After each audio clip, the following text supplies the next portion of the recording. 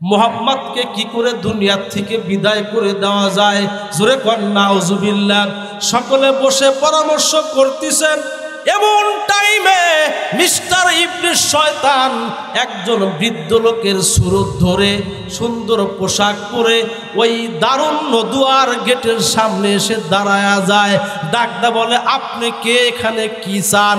এবার ওই ইবলিস শয়তান ডাকদা বলে, আমি হলাম নজদ এলাকার একজন মানুষ, তবে তোমরা যেই সম্পর্কে তোমরা এখানে মিটিংয়ে বসছো, আমি তোমাদেরকে উত্তম ফয়সালা দিতে পারবো। জোরে কোন নাউজুবিল্লাহ। কয় তাহলে আপনি বসেন।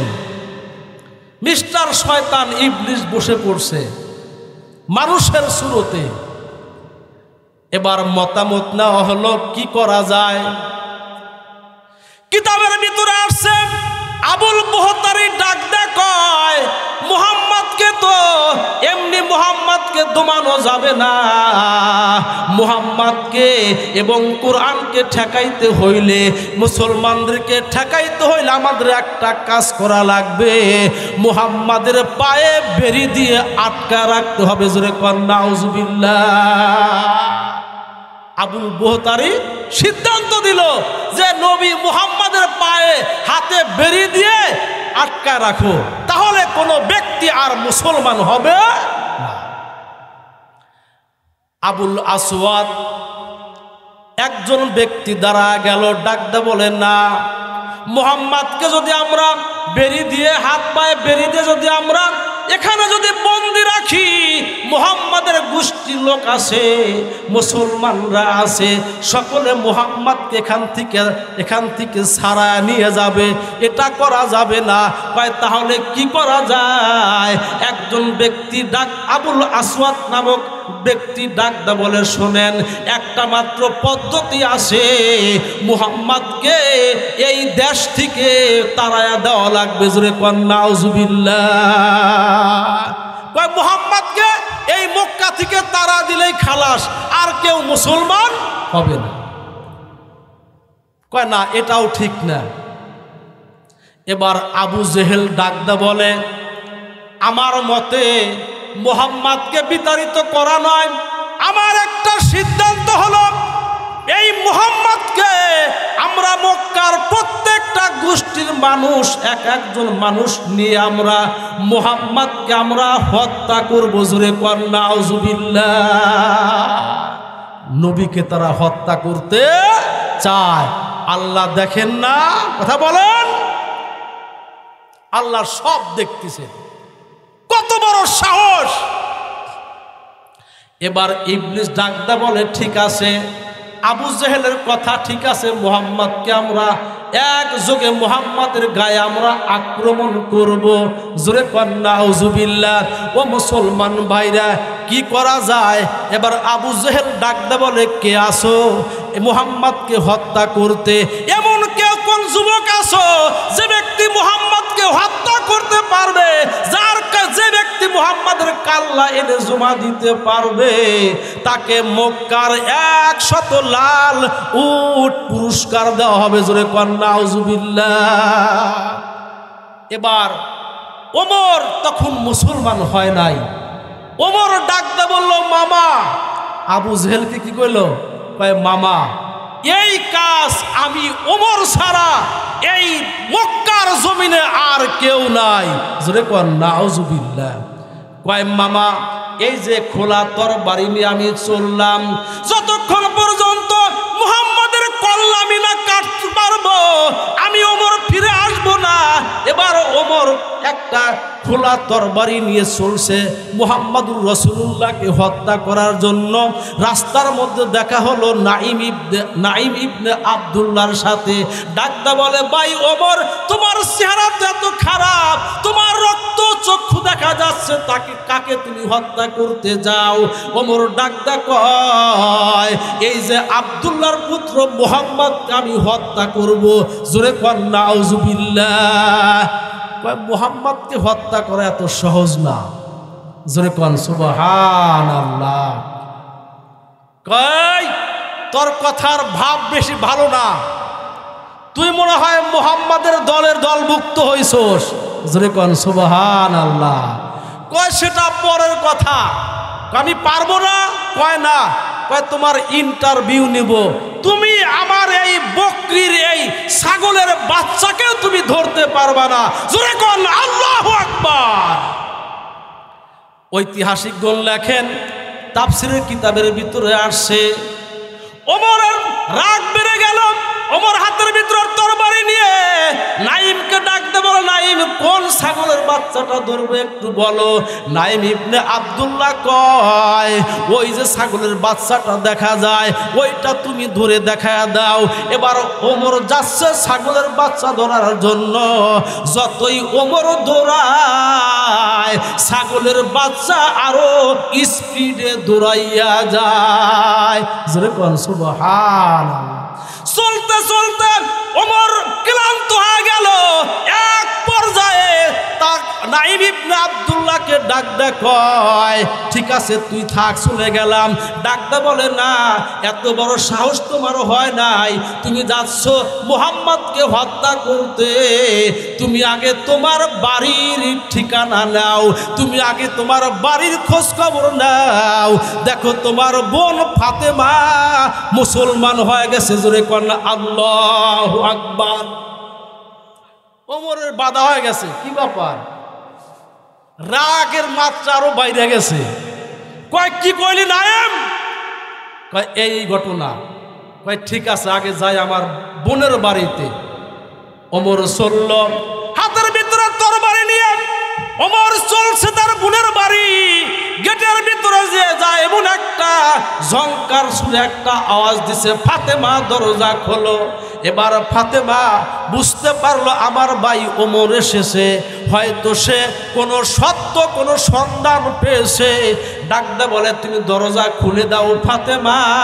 এবার দরজা খুলে দিবে ফাতেমা এবং তার স্বামী আবু সাঈদ রাদিয়াল্লাহু তাআলা আনহুকে, উভয় আবু সাঈদ রাদিয়াল্লাহু তাআলা আনহু ফাতেমা এবং ফাতেমার স্বামীকে আল কোরআন শিক্ষা দিচ্ছিলেন। জোরে কোন সুবহানাল্লাহ। কিতাবের ভিতরে আসছে, আবু সাঈদ রাদিয়াল্লাহু তাআলা আনহু ওই খাটের নিচে তিনি আত্মগোপন করলেন। ফাতেমা কোরআনের ওই কপিটা সাইডে রেখে দিয়ে তার দরজাটা খুলে দিলেন। ডাকতে বলে, ফাতেমা তুমি কি পড়তেছিলা বলো। ফাতেমা ডাকতে বলে, ভাই ওমর ও কিচ্ছু না, কয় না আমি শুনতেছিলাম।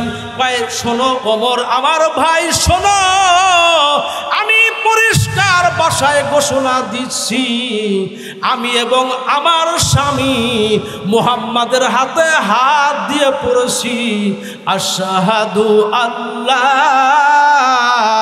ইলাহা ইল্লাল্লাহু ওয়া আশহাদু আন্না মুহাম্মাদার রাসূলুল্লাহ।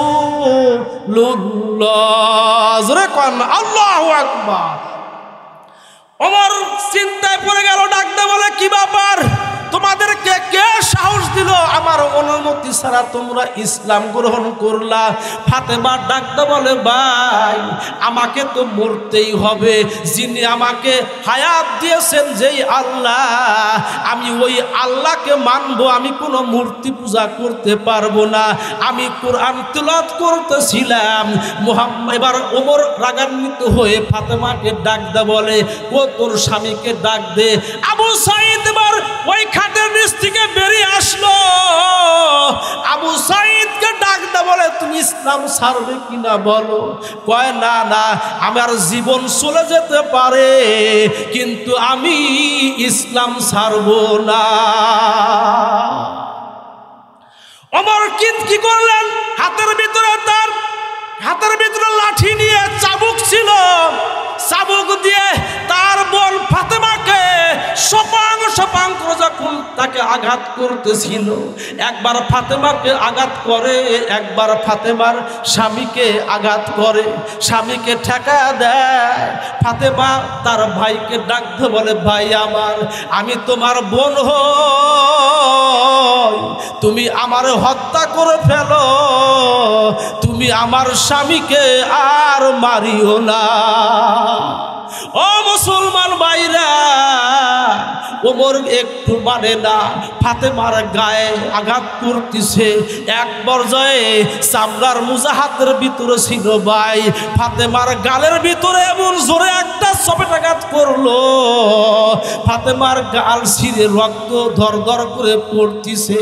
ডাকদা বলে, ভাই আমি তোমার বোন, তোমার কে একটু মায়া লাগে না? আজকে যদি আব্বা থাকতো আমাকে এমন ভাবে তুমি পিটাইতে পারতা না। ও মুসলমান ভাইরা, যখন মা বাবার কথা বলেছে ফাতেমা, ওই সময় ওমরের ভিতরে দয়া এসে গেছে। ডাকদা বলে, বোন ফাতেমা রে, বলো তুমি কি পড়তেছিলে, একটু আমারে শোনাও। ফাতেমা ডাকদা বলে, ভাই শোনো, এটা এমন একটা আল্লাহর কালাম, এটা ওযু গোসল ছাড়া স্পর্শ করা যায় না। জোরে বলেন সুবহানাল্লাহ। ওমর সঙ্গে সঙ্গে ওযু গোসল করলেন। গোসল করার পর এবার ফাতেমা তার ভাই ওমরকে পড়ে শোনাচ্ছে, ভাই রে, আমি এই আল্লাহর কোরআন সূরা তোহা আমি তেলাওয়াত করতেছিলাম, কয় একটু শোনাও তো। ফাতেমা বলতিছে, বিসমিল্লাহির রহমানির রহিম, তোহা মা আনজালনা আলাইকাল কুরআনা লিতাশকা ইল্লা তাযকিরাতাল লিমান ইয়াখশা। আল্লাহু আকবার। এই কোরআনের তেলাওয়াত শুনে ওমরের হৃদয়ের ভিতরে আল্লাহ রাব্বুল আলামিন হেদায়েতের আলো জ্বালা দিলেন। জোরে কোন সুবহানাল্লাহ। হযরত ওমর ডাকতে বলে, বোন রে, চলো যাই। কোথায়? আমার দিনের নবী মুহাম্মদ। এই যে তরবারি আমি নিয়ে আসছি, আমি এই তরবারি দিয়ে মুহাম্মদকে হত্যা করার জন্য আমি রওনা দিয়েছিলাম। এই তরবারি এই দিনের নবীর কাছে দিব, ওই নবী যেন আমাকে হত্যা করে। চলো যাই, নবীর দরবারে যাই। ও মুসলমান ভাইরা, আল্লাহর হাবিব মুহাম্মদুর রাসূলুল্লাহ সাল্লাল্লাহু আলাইহি ওয়াসাল্লাম সাহাবায়ে কেরামকে নিয়ে দারে আরকাম নামক মাদ্রাসায় অবস্থান করতেছিলেন। ওই সময় আমির হামজা রাদিয়াল্লাহু তাআলা আনহু ছিলেন। তাকা দেখে ওমর ছুটে আসছে। আমির হামজা আল্লাহর নবীকে ডাকদা বলেন, ইয়া রাসূলুল্লাহ, ইয়া হাবিবাল্লাহ, হুজুর, ওই যে আমাদের শত্রু ওমর আসতিছে, একটু আমাকে অনুমতি দেন, হয়তো ওমর আপনাকে আঘাত করবে, আপনি আমারে অনুমতি দেন, আমি আমির হামজা ওমরকে দুনিয়ার থেকে বিদায় করে দিব। জোরে কোন সুবহানাল্লাহ। ওমর ডাকদা আল্লাহর নবী ডাকদা বলে, আমির হামজা, ওমরকে আমার কাছে আসতে দাও। আমার মনের সাক্ষী দেয় আমার আল্লাহ ওমরকে ইসলামের জন্য কবুল করেছে। জোরে কোন আল্লাহু আকবার। ওমর আসলেন, এসে আমার নবীর পায়ে জড়ায়া ডাকদা বলে, ইয়া রাসূলুল্লাহ, ইয়া হাবিবাল্লাহ, হুজুর, এই যে খোলা তরবারি নিয়ে আসছি, আপনাকে হত্যা করার জন্য আসছিলাম। হুজুর, আমার চরম অন্যায় হয়েছে, আমি একজন গুনাহগার, আমি আপনাকে হত্যা করার জন্য আবু জেহেলের কাছ থেকে রওনা দিয়েছি। এই যে তরবারি আপনার কাছে দিলাম, আপনি আমার এই তরবারি দিয়ে দুনিয়ার থেকে বিদায় করে দেন। ওমরকে ডাকতে বলে, ওমর শোন, আল্লাহ রাব্বুল আলামিন আমাকে দুনিয়াতে পাঠাইছেন। পড়ুন, বিসমিল্লাহির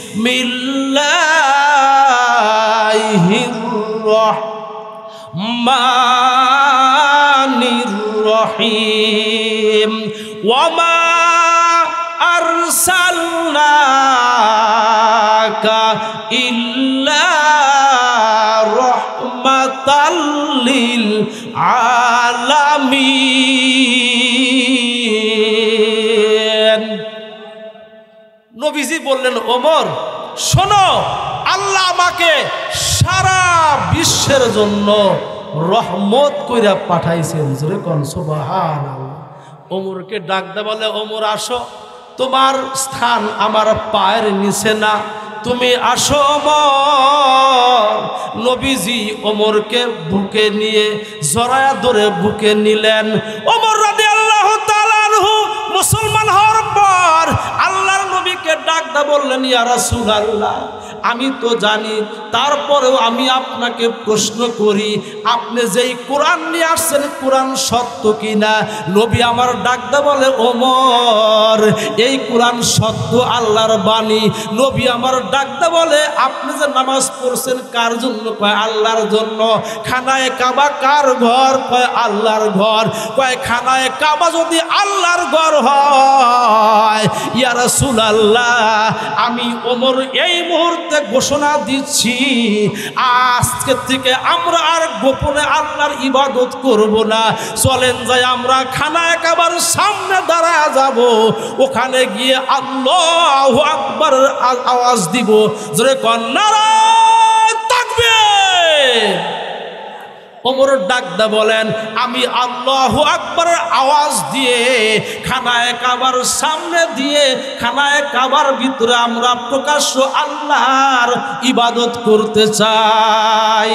লা ইলাহা ইল্লাল্লাহ। জোরে বিয়াত খোদা কা উহা তক হায় নবুয়ত মুস্তাফা কা, উহা তক হায় নবুয়ত মুস্তাফা কা। জোরে কোন আল্লাহু আকবার। ও মুসলমান ভাইরা, একটু আওয়াজ দিয়া বলুন তো, আমার আপনার হায়াতের মালিক কে? আমার আপনার মৌতের মালিক কে? আল্লাহ। হায়াত আর মৌত আল্লাহ আমাদেরকে দিয়েছেন, এর মালিক আমার আপনার রব, আমার আপনার মালিক কে? আল্লাহ। এই যে আমরা যে হায়াত পেয়েছি, হায়াতটা কি জিনিস? একজন কবি বলেন, হায়াতুকা আনফাসুন, হায়াতুকা আনফাসুন তুআদ্দু ফাকুল্লামা, হায়াতুকা আনফাসুন তুআদ্দু ফাকুল্লামা মাজা ইন কজাত মাজা নাফসুম মিনহা ইন কজাত বিহি জুজআ। জোরে কোন আল্লাহু আকবার। কবি বলেন, ও দুনিয়ার মানুষ রে, তোমরা শুনে রাখো, আমি আল্লাহ রব্বুল আলামিন তোমাদেরকে হায়াত দিয়েছি। হায়াত কাকে বলা হয়? কবি বলেন, হায়াত হলো কয়েক কোটি শ্বাসের নাম। জোরে কোন সুবহানাল্লাহ।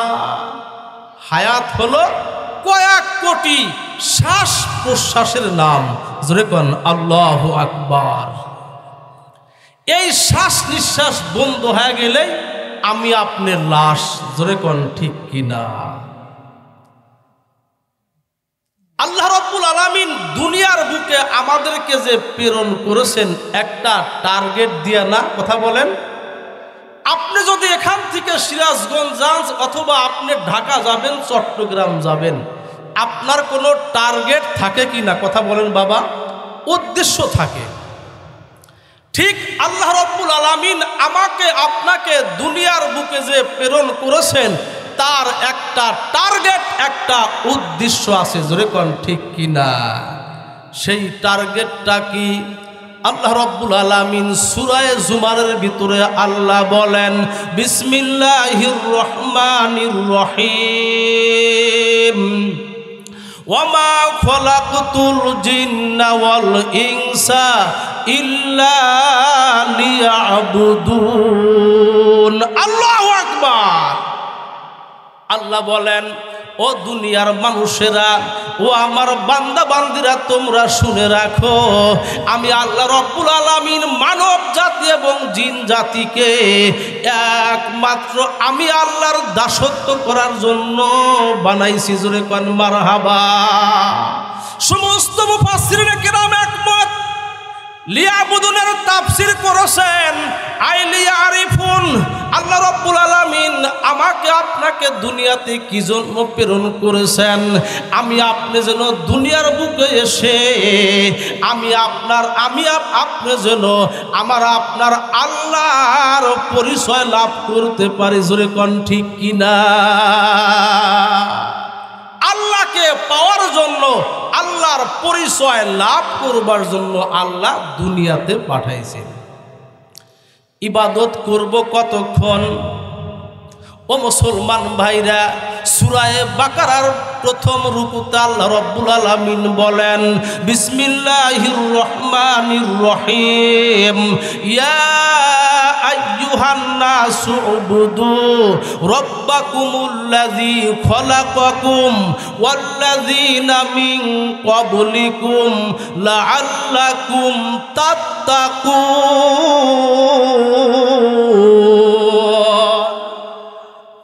আল্লাহ বলেন, ইয়া আইয়ুহান নাস, হে লোক সকল, উবুদু রাব্বাকুম, তোমরা তোমাদের রবের ইবাদত করো, যিনি তোমাদেরকে সৃষ্টি করেছেন, যিনি তোমাদের পূর্ববর্তী মানুষদেরকে সৃষ্টি করেছেন। জোরে কোন, আমার আপনার বাপ দাদাকে কে বানাইছে? কথা বলেন, আল্লাহ।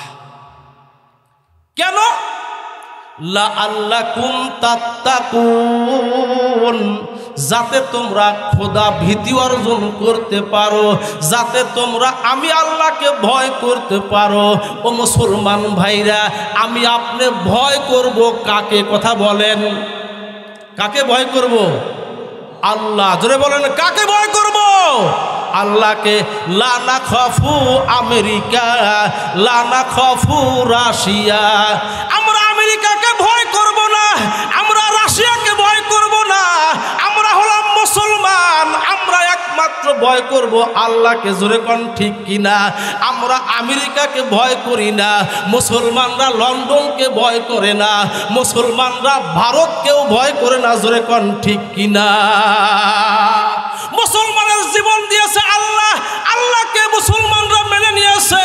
প্রয়োজনে মুসলমানরা নিজের জীবন দিয়ে, জীবনের রক্তের বিনিময় দিয়ে হলেও মুসলমানরা ইসলামকে দুনিয়ার বুকে জিন্দা রাখবে। কোরআনের বিরুদ্ধে কেউ কথা বললে তার বিরুদ্ধে অ্যাকশন নিবে। জোরে কোন ঠিক কিনা? ও মুসলমান ভাইরা, এই কোরআন এমন একটা গ্রন্থ, কোরআন একটা জীবিত একটা গ্রন্থ। জোরে কোন আল্লাহু আকবার। কোরআন কি? কোরআন জিন্দা কোরআন। জোরে কোন সুবহানাল্লাহ। আকিতাবে জিন্দা কোরআন হাকিম, আকিতাবে জিন্দা কোরআন হাকিম, হেকমতে উলায়া জালাশ কদিম, হেকমতে উলায়া জালাশ কদিম। ও মুসলমান ভাইরা, আল্লাহ রাব্বুল আলামিন হযরতে ঈসা আলাইহিস সালাতু ওয়াস সালামের উপরে ইনজিল কিতাব নাজিল করেছিলেন। আল্লাহর নবী ঈসা আলাইহিস সালাতু ওয়াস সালাম দুনিয়া থেকে চলে গেছেন, কিন্তু কিতাবের কিন্তু আর কোনো অস্তিত্ব নাই। আল্লাহ রাব্বুল আলামিন হযরতে দাউদ আলাইহিস সালাতু ওয়াস সালামের উপর আল্লাহ জাবুর কিতাব নাজিল করেছিলেন। আল্লাহর নবী দাউদ দুনিয়া থেকে চলে গেছেন, কিন্তু জাবুর কিতাবের অস্তিত্ব কিন্তু দুনিয়ার বুকে নাই। আছে কি বাবা? দুনিয়ার ভিতরে নাই। হযরতে মূসা আলাইহিস সালাতু ওয়াস সালামের উপরে আল্লাহ রাব্বুল আলামিন তাওরাত নাজিল করেছিলেন। আল্লাহর নবী মূসা দুনিয়া থেকে চলে গেছেন, ওই তাওরাতের অস্তিত্ব পৃথিবীতে পাওয়া যায় না। জোরে কোন সুবহানাল্লাহ। কিন্তু অত্যন্ত আনন্দের বিষয়, আমার আপনার নবী, আমার আপনার নেতা মুহাম্মদুর রাসূলুল্লাহ সাল্লাল্লাহু আলাইহি ওয়াসাল্লাম ১৫০০ বছর পার হয়ে গেল, নবী আমার দুনিয়াতে নাই। নবী আমার মদিনাতে সবুজ গম্বুজের নিচে নবী আমার শায়িত আছেন। আজ পর্যন্ত প্রত্যেকটা দেশে, প্রত্যেকটা গ্রামের বাড়িতে বাড়িতে আল্লাহর কোরআন আছে। জোরে কোন ঠিক কিনা? বড় বড় পাহাড় থাকতে, বড় বড় পাহাড় থাকতে ছোট্ট পাহাড় তুর, ওই পাহাড়ে নাজিল করেন আল্লাহ তাআলার নূর। লা ইলাহা ইল্লাল্লাহ, জোরে লা ইলাহা ইল্লাল্লাহ, লা ইলাহা ইল্লাল্লাহু মুহাম্মাদুর রাসূলুল্লাহ সাল্লাল্লাহু আলাইহি ওয়াসাল্লাম। আপনাদের এই মাহফিলটা হলো মসজিদের উন্নতি কল্পে নাকি? আলহামদুলিল্লাহ বলেন, আরো জোরে বলুন আলহামদুলিল্লাহ। এই যে ঘরটা আপনাদের মসজিদ ঘর, এটা কিন্তু এমনি এমনি এখানে ওঠে নাই, উঠছে কি কথা বলেন? ও মুসলমান ভাইরা, আল্লাহ রাব্বুল আলামিন যখন আদম আলাইহিস সালাতু ওয়াস সালামকে আল্লাহ রাব্বুল আলামিন জান্নাতে অবস্থান দিয়েছিলেন, আদম আলাইহিস সালাতু ওয়াস সালাম জান্নাতে অবস্থান করতে লাগলেন।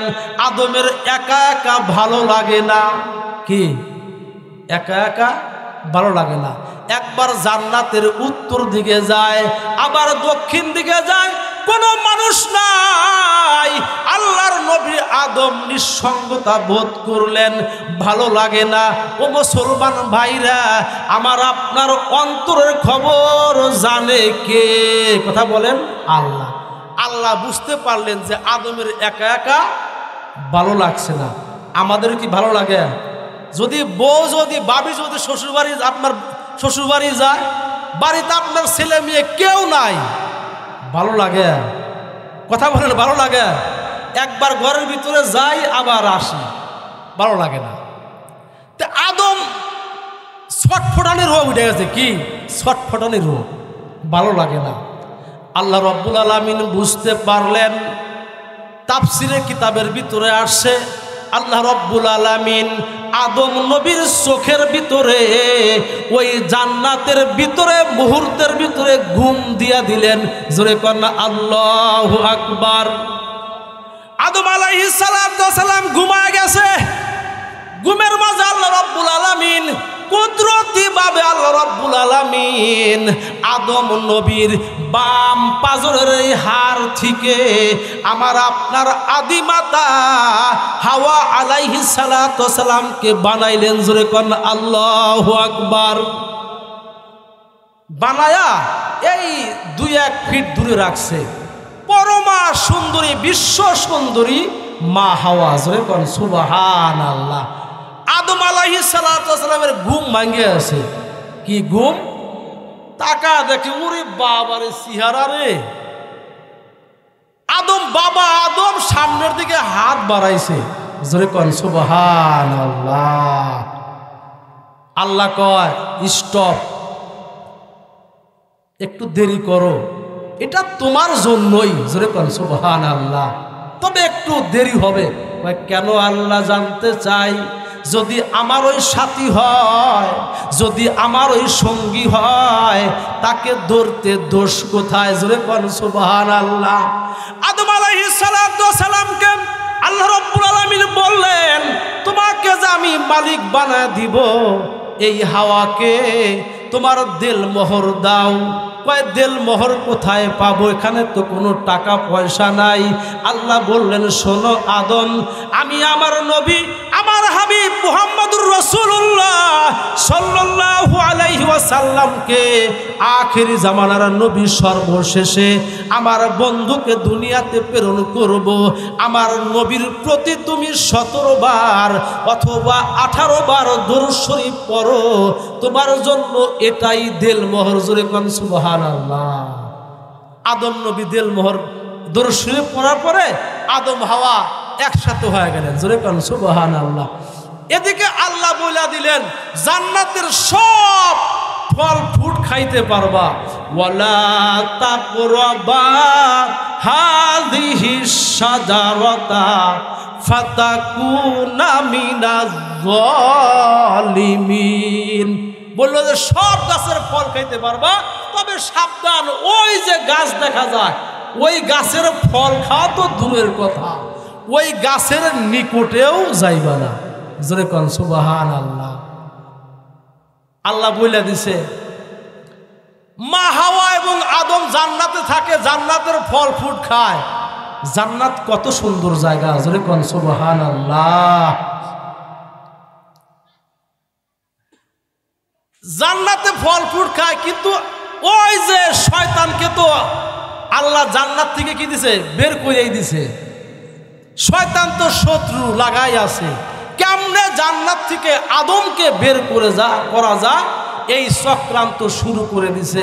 ইবলিস শয়তান আদমের কাছে যাবার সাহস পায় নাই, আমার মা হাওয়ার কাছে একটা বৃদ্ধা মহিলার সুরত ধইরা জান্নাতের বারান্দার সামনে দাঁড়ায় গেছে। জোরে কোন সুবহানাল্লাহ। মা হাওয়া তাকা দেখে মহিলা মানুষ, কয় কি ব্যাপার ম্যাডাম, বু তুমি রেখা? কয় বু কোষ না, তখন কারণে তোমার কারণে আমি কান্নাকাটি করতেছি বু। কয় কে? হারে তোমাদের আল্লাহ বইলা দিছে ওই গাছের ফল খাইতে না করছে। আসলে তো তোমরা বোঝো নাই, ওই গাছের ফল এত টেস্ট, এত সুস্বাদু, যদি ওই গাছের ফল খাইতে পারো অনন্তকাল তুমি জান্নাতে থাকতে পারবা। জোরে কোন সুবহানাল্লাহ। শয়তান উল্টা বুঝাইছে। ওই শয়তানের কান্না দেখে মা হাওয়া ভুলে গেছে, আল্লাহর কথা ভুলে গেছে। তখন করছে কি, সে ওই গন্ধম বৃক্ষের এক দানা ফল সে খাইছে। জোরে কোন নাউজুবিল্লাহ। খাওয়ার পরে দেখে আসলেই খুব টেস্ট, খুব সুস্বাদু। সে চিন্তা করলো আমি যখন খাইছি আমার স্বামীকেও খাওয়াই। আদম আলাইহিস সালাম সামনে এসে দেখে গন্ধ বের হয়ে গেছে। কি ব্যাপার? স্বামী আমার, ওই গাছের ফল এত সুস্বাদু। তুমি কে জানো না আমার মালিক আল্লাহ নিষিদ্ধ করে দিয়েছেন, ওই গাছের ফল খাওয়া যাবে না, ওই গাছের কাছেও যাওয়া যাবে না। তুমি কি জন্য খাইলে? কয় না, খুবই সুস্বাদু স্বামী আমার, আপনি একটু এক দানা খায়া দেখেন। আদমকে ছাড়ে না। আদম নবী একবার জান্নাতের দিকে উত্তর দিকে দৌড়ায়, আবার দক্ষিণ দিকে যায়, পশ্চিম দিকে যায়। আদম নবী বারবার হুইল চেয়ারে চড়ে অনেক দূরে চলে যায়। এবার চিন্তা করলো কি করা যায়, আমার স্বামী আদম তো আমার কাছে বারবার শরবত চায়। একবার কি করলেন, ওই গন্ধব দানার একটা দানা শরবতের ভিতরে দিয়ে বাবা আদমকে পান করার জন্য দিলেন। জোরে কোন নাউজুবিল্লাহ। বাবা আদম যখন খাওয়া আরম্ভ করে দিয়েছে, যখন মুখের ভিতরে ওই পানি শরবত যখন দিয়েছে, তখন দুর্গন্ধে বুঝতে পেরেছে আমাকে আমার স্ত্রী গন্ধম খাওয়াইছে। সঙ্গে সঙ্গে বাবা আদম তার হাত দিয়ে এই গলার এখানে চিপা ধরছে। কি ধরছে? এই জন্য কিন্তু এই যে আমাদের পুরুষের এই গলার নিচে স্বাস্থ্য কম দেখা যায়, এই গলার নিচে এখানে কি আছে, দোপা আছে, উঁচা একটা হাড় আছে। কি আছে? হাড় আছে। বাবা আদম এই জায়গায় ধরছিল যাতে গন্ধমের রস যেন ভিতরে না যেতে পারে। তারপরেও একটু পেটের ভিতরে যাওয়ার পরে ট্রাবল আরম্ভ হয়ে গেছে। আল্লাহ কয়, আল্লাহ পায়খানার তলব হয়ে গেছে। কয় এটা তো জান্নাত, এটা তো জান্নাত, পায়খানা করা যাবে না। আল্লাহ রব্বুল আলামিন জিব্রাইল আমিনকে ডাকতে বলো, জিব্রাইল আদম এবং হাওয়াকে এই উন্নত মানের জান্নাতে আর রাখা যাবে না। আমি আল্লাহর একটা হুকুম অমান্য করেছে, যাও আমার আদমকে তুমি ওই শ্রীলঙ্কা সিংহল নামক জায়গায় নামায়া দাও, আর মা হাওয়াকে তার স্ত্রীকে জেদ্দায় নামা দিয়ে আসো। ও মুসলমান ভাইরা, আদম এবং হাওয়াকে আল্লাহ রাব্বুল আলামিন দুনিয়ার বুকে পাঠায়া দিলেন। আদম আলাইহিস সালাম কান্নাকাটি করে, মা হাওয়া মাও কান্নাকাটি করে। তাফসীরের কিতাবের ভিতরে এক বছর নয়, 2 বছর নয়, 350 বছর পর্যন্ত বাবা আদম কোনোদিন আসমানের দিকে তাকানোর সাহস পায় না। ভয়ে একদিন বাবা আদম চিন্তা করলেন, আমি না জান্নাতে ছিলাম, জান্নাতের ফিল্মে লেখা ছিল লা ইলাহা ইল্লাল্লাহু মুহাম্মাদুর রাসূলুল্লাহ। আল্লাহকে ডাকতে বললেন, আল্লাহ আমি যখন তোমার জান্নাতে ছিলাম ওই জান্নাতের ফিল্মে লেখা ছিল তোমার বন্ধু তোমার হাবিবুল্লাহর নাম। আল্লাহ তোমার বন্ধুর উসিলা দিয়ে দোয়া করি, আল্লাহ তুমি আমাদের ক্ষমা করে দাও। জোরে কোন আল্লাহু আকবার।